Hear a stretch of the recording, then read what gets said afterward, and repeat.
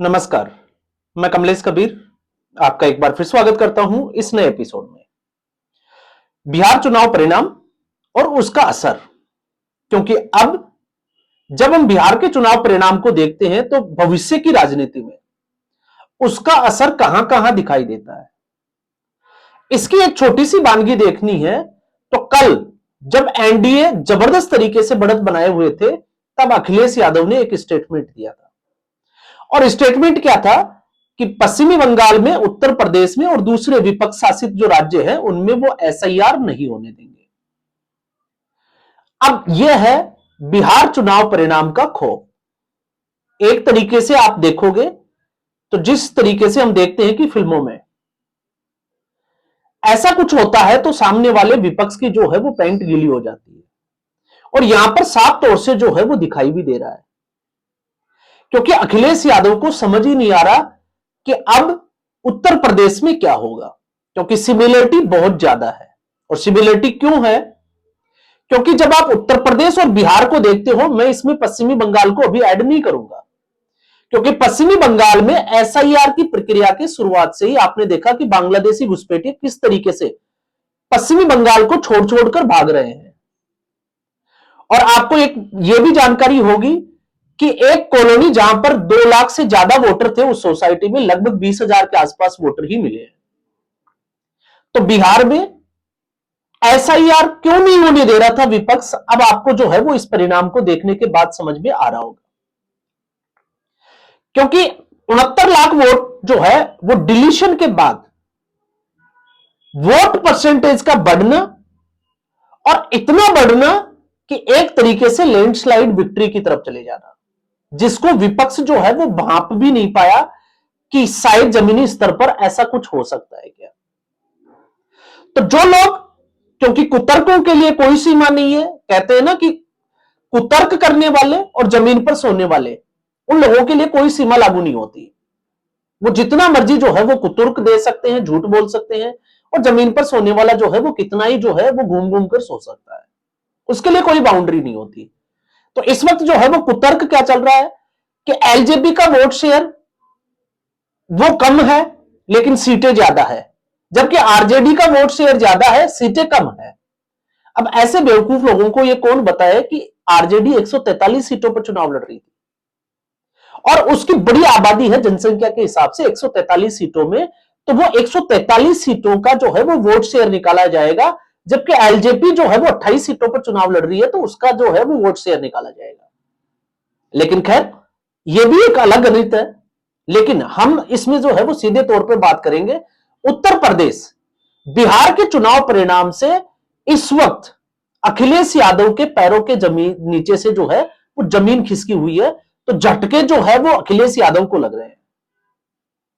अखिलेश यादव को समझ में ही नहीं आ रहा कि वो करे क्या, इसलिए एक तरीके से आरोप लगाया चुनाव आयोग के ऊपर। और दूसरा, उस स्टेटमेंट को अगर आप आगे देखोगे तो अखिलेश यादव ने कहा कि वो सीसीटीवी के लिए एक तरीके से पीपीटीवी जो है वो एक ब्रिगेड उन्होंने जो है पीडीए वाली वो जो है वो तैयार कर रखी है। अब इसका क्या वास्ता है, क्या कनेक्शन है, ये तो अखिलेश यादव बेहतर तरीके से समझ सकते हैं। लेकिन अगर हम इसको सही और सटीक आकलन की तरफ लेकर जाते हैं तो हमें समझना पड़ेगा बिहार की पृष्ठभूमि और उत्तर प्रदेश की। बिहार में तेजस्वी यादव और उत्तर प्रदेश में अखिलेश यादव दोनों ही एक ही पृष्ठभूमि से आते हैं, और वो है यादव।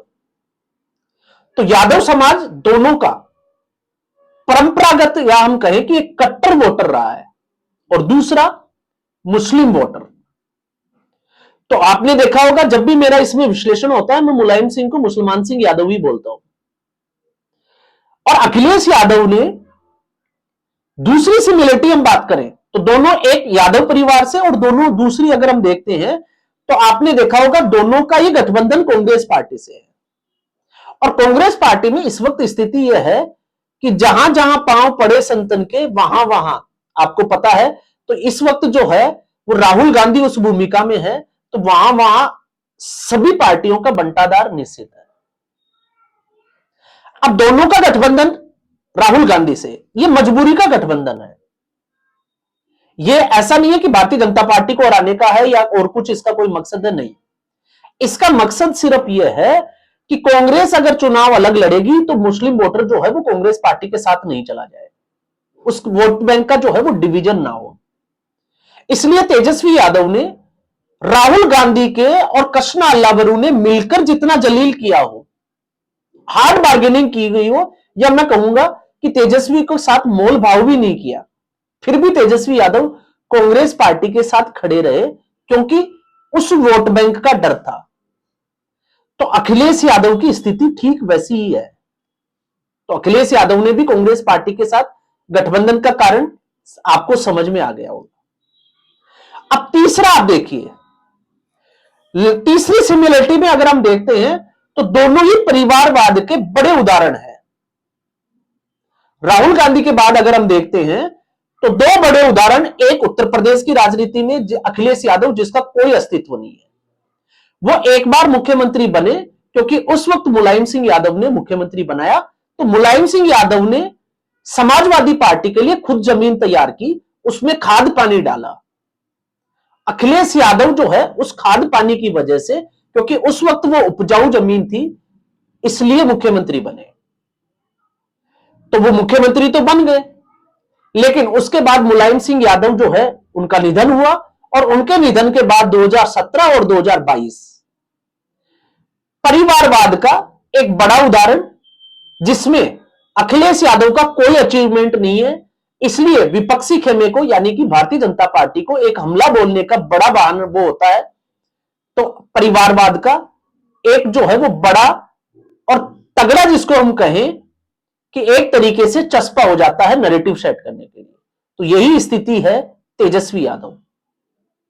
तेजस्वी यादव के पास क्या खूबी है, क्योंकि अब तो मैं राहुल गांधी को थोड़ा साइड कर रहा हूं, सिर्फ और सिर्फ लालू प्रसाद यादव की विरासत आरजेडी लालू प्रसाद यादव ने खड़ी की, और तेजस्वी यादव ने अपने दम पर पहला चुनाव लड़ा, क्योंकि इस वक्त लालू यादव की तबियत उतनी साथ नहीं है, लेकिन 2020 में जो सीटें आई वो लालू यादव की वजह से आई। तो ये तीसरी सिमिलरिटी परिवारवाद की। अब हम आते हैं चौथे पे। तो चौथी जो सिमिलरिटी है वो सिमिलरिटी है, एक तरीके से अगर आप देखोगे तो एक तरफ जंगल राज, क्योंकि इस पूरे चुनाव में हमने देखा कि एनडीए गठबंधन बार बार जनता को यह याद दिला रहा था कि अगर आपने नीतीश कुमार को फिर से जो है वो सत्ता में नहीं लाए तो आप 20 साल पहले का शासन याद करिए। तो 20 साल पहले का जो शासन था, फिर चाहे वो गोलू हो, जिस तरीके से गोलू का अपहरण किया गया, इसके अलावा फिर चाहे जो है वो लालू प्रसाद यादव का साले साधु यादव के जो सरकारी बंगले 12 नंबर कोठी से 2 लाशें मिलना हो, या फिर किडनैपिंग और बहुत सारी चीजें जो है, तो ये आपको दोनों में सिमिलरिटी मिलेगी। क्योंकि उत्तर प्रदेश में फिर चाहे वो अतीक अहमद हो, चाहे मुख्तार अंसारी हो, या फिर इसी कैटेगरी के दूसरे जो है वो बड़े नेता हो जो एक तरीके से माफिया हो। तो ये चौथी सिमिलरिटी जो है वो दोनों की आपको देखने को मिलेगी। अब जब हम इस सिमिलरिटी को देखते हैं, क्योंकि जब अखिलेश यादव को ये परिणाम जो है वो सीधे तौर पर ये बिहार का परिणाम नहीं है, ये 2027 का लोग आप देख लीजिएगा उत्तर प्रदेश का विधानसभा चुनाव है, और यह स्थिति अखिलेश यादव की होने वाली है। आप इस वीडियो को या इस वीडियो के बाद में जो है वो आप इस बात को लिखकर ले लीजिएगा। और यह मैं क्यों कह रहा हूं, आप इसका इंपैक्ट भी देखिए। यही एक वजह थी कि अखिलेश यादव जो है वो महागठबंधन के लिए रैलियां करते हुए नजर आए, और अखिलेश यादव को वहां भेजा गया जब मुस्लिम आबादी ज्यादा है, उन सीटों के ऊपर जिनके ऊपर मुस्लिम जो है वो निर्णायक साबित होते हैं, और दूसरा जिसमें माफिया का इंपैक्ट होता है। तो अखिलेश यादव ने अगर हम देखें तो 22 सीटों के ऊपर रैलियां की। तो अखिलेश यादव उत्तर प्रदेश से गए, सीमावर्ती राज्य है, ये पांचवी जो है वो सिमिलरिटी है कि दोनों एक साथ दूसरे के साथ जो है वो रीजनली जुड़े हुए हैं। तो ज्योग्राफिकल कंडीशन, डेमोग्राफी एक ही जैसी बनी हुई है। अब 5 जो सिमिलरिटी के बाद अखिलेश यादव जब बिहार जाते हैं तो वो 22 रैली करते हैं। 22 रैलियों में अगर आप स्ट्राइक रेट देखोगे, जीत का आप देखोगे तो 2 सीटों पर महागठबंधन को जीत हासिल होती है। एक सिवान, जिसकी हम बात कर रहे थे, जो साहबुद्दीन, जिसका प्रभाव जो है वो पहले से ही देखा जा सकता है, उसकी सीट, और वो सीट थी आई थिंक रघुनाथपुर सीट, जिससे साहबुद्दीन के बेटे ओसामा जो है वो कैंडिडेट थे। तो वो उस पर, उस माफिया का जो प्रभाव था, उस वजह से जीत हासिल हुई है। उसमें अगर आप देखोगे तो अखिलेश यादव का कोई रोल नहीं है। और दूसरी है बिस्फी, जो मधुबनी की है, जहां पर आसिफ अहमद उम्मीदवार थे। तो ये दोनों मुस्लिम कैंडिडेट, मुस्लिम बाहुल्य सीट्स, और उस पर आप इंपैक्ट को समझ सकते हैं। तो ये दोनों अपने प्रभाव की वजह से जीते हैं, अखिलेश यादव का कोई रोल नहीं है। तो इस अगर राजनीति में हम देखते हैं, ये हम तुलना क्यों कर रहे हैं, क्योंकि दूसरी तरफ योगी आदित्यनाथ, इस बार योगी आदित्यनाथ का इस्तेमाल किया एनडीए ने उन सीटों के ऊपर जहां पर हिंदू डिवीजन ज्यादा दिखाई दे रहा था, या मुस्लिम बाहुल्य सीटों पर मुश्किल जो सीटें थी। और आप देखिए योगी आदित्यनाथ ने ठीक उसी तरीके से विपक्ष के ऊपर, महागठबंधन के ऊपर हमला भी बोला। तो योगी आदित्यनाथ ने लगभग जो है वो 43 सीटों पर रैलियां की, और ये बीजेपी के लिए भी की, लेकिन बीजेपी से ज्यादा जेडीयू के लिए की, और 32 सीटों पर जीत हासिल की, जिनमें से कुछ ऐसी सीटें थी जहां पर आज तक एनडीए को जीत हासिल नहीं हुई। तो ऐसा क्यों हुआ? क्योंकि जंगल राज के खिलाफ, माफिया राज के खिलाफ बुलडोजर का न्याय, और दूसरा लॉ एंड ऑर्डर, जो सबसे बड़ी जीत थी उत्तर प्रदेश की, उस मॉडल को भारतीय जनता पार्टी ने, सिमिलरिटी जो है वो सीमावर्ती राज्य बिहार में उसका इस्तेमाल किया। और अकेले योगी आदित्यनाथ का ही नहीं किया, बहुत सारे लीडर्स का किया, लेकिन योगी आदित्यनाथ उसमें अहम कड़ी थी।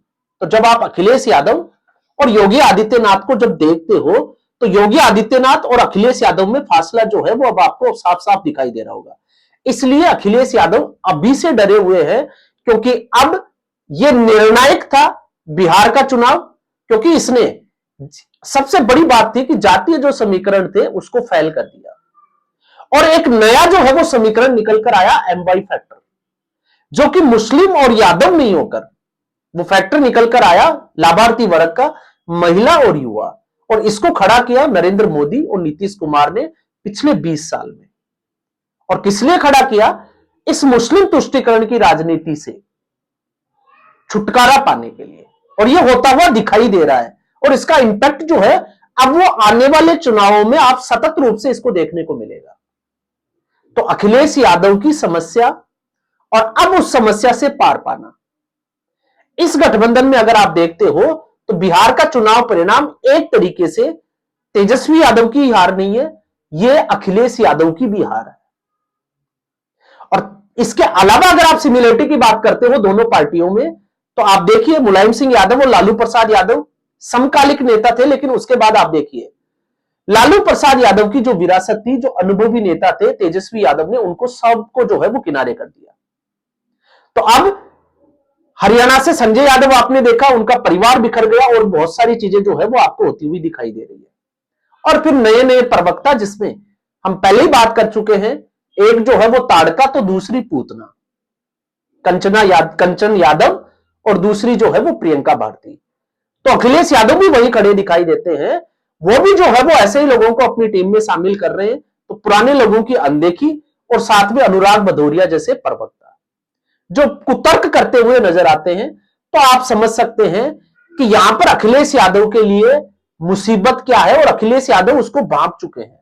तो अखिलेश यादव पहले से ही जो है वो एक बहाना बना रहे हैं कि अब जो है हम लोगों को सिर्फ और सिर्फ जो है वो भारतीय जनता पार्टी से हम लड़ नहीं सकते, योगी आदित्यनाथ से लड़ नहीं सकते, क्योंकि हिंदुत्व का एक फायर ब्रांड नेता बनकर निकल कर आए। तो ऐसी स्थिति में क्यों नहीं चुनाव आयोग को कटघरे में रखा जाए। तो आज के एपिसोड में बस इतना ही। उम्मीद करूंगा वीडियो एपिसोड आपको पसंद आया होगा। वीडियो को लाइक करें, शेयर करें, चैनल जरूर सब्सक्राइब करें। धन्यवाद।